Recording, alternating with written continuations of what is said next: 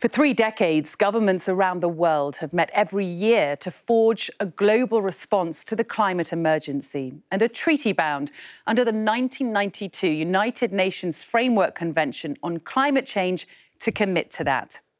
This year, it's the 26th iteration of the UN's COP, which stands for the Conference of the Parties, and it's seen by many as our last chance to make a difference to the future of our planet.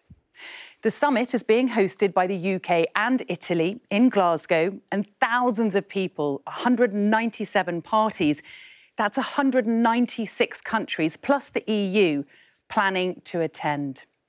Now, to get an idea of what agreements it's hoped will be achieved, we need to look back to COP21, where there was the largest gathering of world leaders in history. And for the first time ever, nearly every country on Earth signed the Paris Climate Agreement. Now, that agreed to limit global warming to below 2 degrees Celsius, with a hope for 1.5 degrees.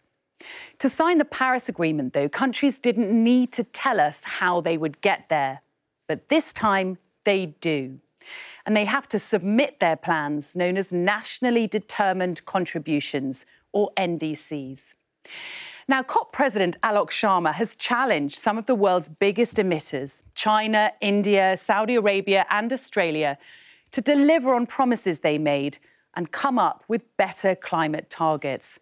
And that's because the United Nations has warned the world is facing 2.7 degrees of warming due to some countries' plans simply not going far enough.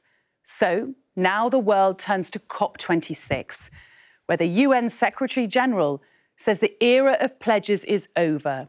Now is the time to close the emissions gap and stop a climate catastrophe.